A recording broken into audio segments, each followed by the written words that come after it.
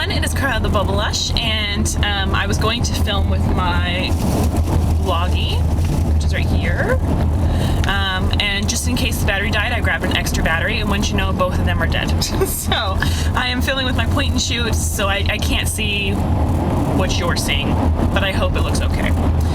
Anyway, I had some requests to do a vlog all about road tripping with the baby. I swear, you guys have got to be getting sick of me saying the word road trip. Actually, it's 2 words, but I always write it as 1 word, and then I get auto-corrected. Anyways, you guys have to be sick of me talking about this, but let me do this vlog, and then I'll shut up about it for like 3 days. Okay, so I took some notes. Actually, I just like scribbled while stopped at a stoplight. So my handwriting looks atrocious, but I'm going to try to read and hit all the major points. So first, road tripping with an infant. We road tripped with Hannah. We left like the day after she turned 8 months old. So that kind of gives you an idea. She was crawling and like pulling up on things and kind of beginning to stand. So that's kind of where she was developmentally. And as far as eating, she was easily eating purees, starting to eat kind of chunkier baby food, and also starting to really get into finger foods. So that kind of, that kind of determines how you feed her and dress her and stuff. So that's why I say those things. Anyways, so when it comes to packing, here's what I did. I went crazy. And on a piece of paper, I wrote every day that we were going to be gone and what we were going to be doing that day. Be it driving, going, hanging out with sister-in-laws, going to the Mall of America, like whatever was on, I'm in a tunnel, whatever was on the schedule for that day, I wrote it down for every day of the road trip. And then if there was like a special outfit I wanted her to wear, like to the Mall of America, she was supposed to wear this really cute outfit, but Chris dressed her that morning and she never got changed into her like her real outfit. So, but anyway, like I had special outfits picked for each day of the week, or like, major days, because I knew that there was going to be lots of pictures taken. Like, if she was only going to spend like really 1 day with Aunt Katie, I knew there was going to be lots of pictures. So I picked like, something cute. And then the days that we were just going to be driving, I picked something comfortable. So that is kind of how I went through her closet, and I made sure that I had enough outfits and stuff. Granted, we did laundry, but I think it's always best to slightly overpack anyways. Bring more comfy pants than you think you're going to need. Bring more t-shirts than you think you're going to need, because they're obviously going to get stuff schmutz on them. But maybe you don't have to overpack like pajamas, because who really cares about pajamas, and socks, because Hannah just pulls off socks anyway, so she only wore maybe 1/3 of what I packed. Laying out the outfits, also made sure that I had like coordinating shoes. I know that sounds stupid, but like at the Mall of America, I knew she was going to crawl around and stuff, so I wanted her to have shoes. But like when she was at her aunt's house, like she didn't necessarily need to be wearing shoes. So anyways, scheduling that all out really helped me pack.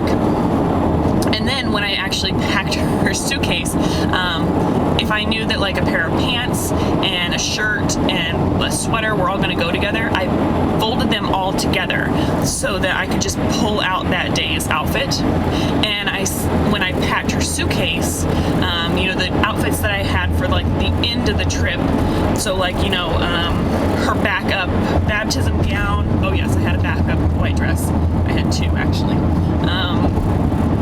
And the outfits that she was going to wear at like grandma's house were packed underneath the outfits she was going to wear on like the second day of the trip. Those were at the top.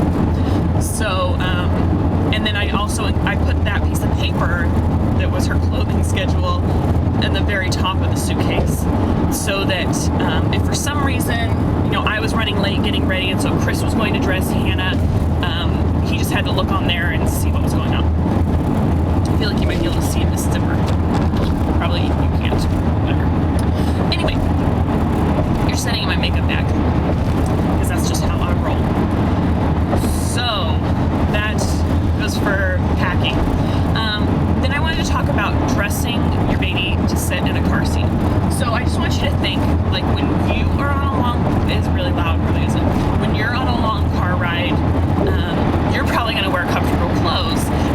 you get uncomfortable, or like your waistband starts getting uncomfortable, you're just going to like adjust and switch positions. But your baby probably does not have, if they're strapped in properly, is not able to just kind of like squirm around and get in a comfortable position. So I made sure that Hannah was dressed extremely comfortable for her car seat. So like on her pants, I made sure that they didn't have like really thick waistbands or really tiny waistbands. If anything, I went up a size so that everything was really roomy, and she wasn't getting like cut off from being stuck in a seated position. Like think of when you're wearing like too tight of pants. No one wants that. And I actually dressed her in a lot of those like one-piece jumper outfits. That's like top and bottom combined. Because that way there wasn't a waistband to worry about, and there wasn't any bunching or anything like that. It was all just like very easy. Most of those are kind of lightweight, and so I was able to just kind of pack a sweater that I could put on her. I didn't put anything with like zippers because I didn't want any like zipper teeth near her neck, because she's already like strapped in enough with the straps. So I just kind of kept in mind like her comfort on the days that she was going to be stuck in a car for 12 hours. And then, let's see, already talked about the calendar of outfits. So timing, we left at 9 p.m. And as soon as we hit the road, Hannah fell asleep, and I slept a lot that night. And Chris had napped all day so that he could drive overnight. The good thing about this is that Hannah slept for the first half of the first leg. It was 24 hours straight to our first stop. So Hannah slept for the first like 10, 11, 12 hours. She woke up for feeds and stuff, but she slept the majority of it. And when she was in the car, that second half of the trip, and it was nice because that allowed us to get through the mountains, and kind of the stressful part of the journey. And then the second 12 hours, which is mainly through South Dakota, and it's really kind of boring. Sorry, but it's boring. Montana and South Dakota. It was all new to Hannah, so she didn't mind like looking out at the never-ending rolling grass fields. And when we were getting like kind of worn down, she wasn't throwing a fit or anything like that. So the timing worked out really well. I would ask you to consider doing that, because I think it was easier on Hannah. She falls asleep really well in the car seat, so we wanted to take advantage of her sleeping time as much as possible. The only bad thing about that was, I think if you watched one of my videos, I was like, Chris, I don't mean to complain, but like I'm so freaked out about car accidents, especially when our whole family is in the car, that anytime Chris would like hit a rumble strip or something, it would jar me awake. So I was not very well rested. But for Hannah, it worked out really well. So then, new toys. Right before we left, I made sure Hannah had a couple new toys that she had really never seen before. I showed her them a couple times before we left to make sure that she liked them. And then I didn't give them back to her until we started the road trip, so that there was something like really interesting and new. And you guys saw that we got her that monkey while we were at the Mall of America. So that was a new fun toy that she really liked playing with in the car seat. So I just wanted to make sure that there was like special toys that would really keep her attention, as well as like her absolute favorite toys. Like her baby doll was also there, and she has this like chew toy thing that she likes, and I made sure we had that. And I just had a bag of toys, and on the bottom of the bag I put the toys that we would play with like when we were in someone's living room, and then at the top I put the toys that were appropriate to like hand her in a jiffy while we were in the car. DVDs. We brought our portable DVD player as well as some Disney DVDs, and we also brought our Netflix DVDs. And when there was like 5 hours left in the trip and Hannah was getting really tired of it, we popped in a DVD, and her and I watched Beauty and the Beast in the backseat. And she didn't really completely keep our attention. She's still too young to like really watch movies, obviously. She doesn't really seem to have that much of an interest in the TV, but I think the music and the bright colors, whenever she would get a little stir crazy, she would look up at the screen and it would distract her. So I think the portable DVD player would be awesome. The same thing you could do is if you had, an iPhone or an iPod Touch or an iPad,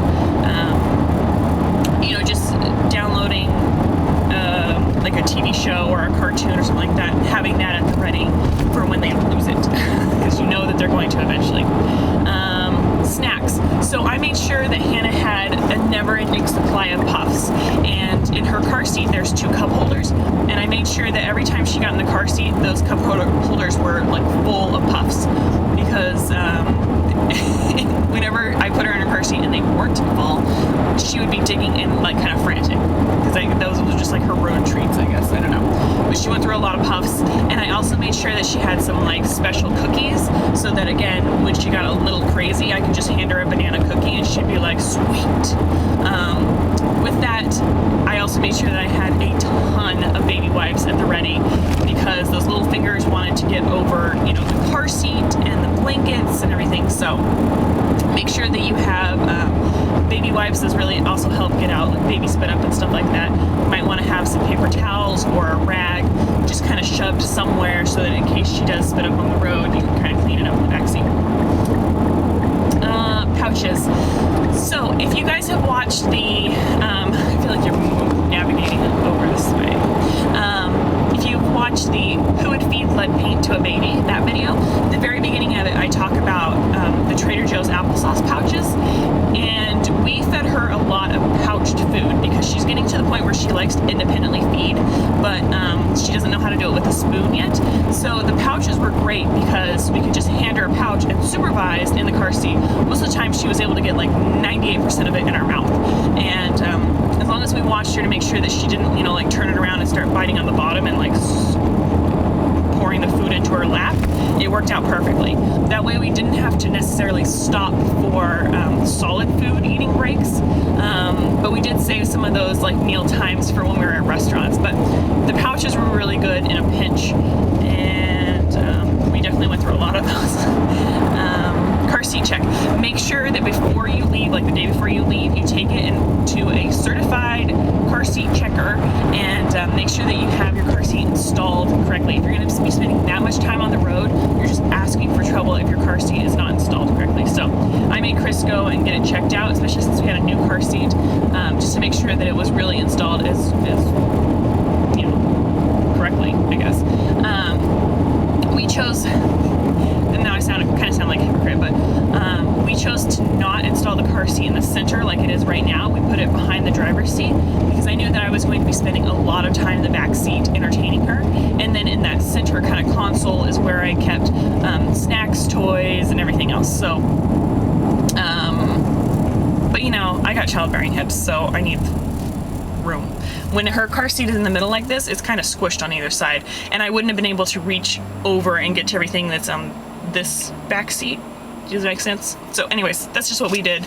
I felt kind of bad, because I know it's not the safest position, but I needed to be able to get to everything. So blankets, make sure you have a lot of different blankets. Again, like, she's probably going to get something on them if she's spending that much time. And like I said, we dressed her light, kind of in lightweight clothing, so that we could adjust the temperature in here to be comfortable.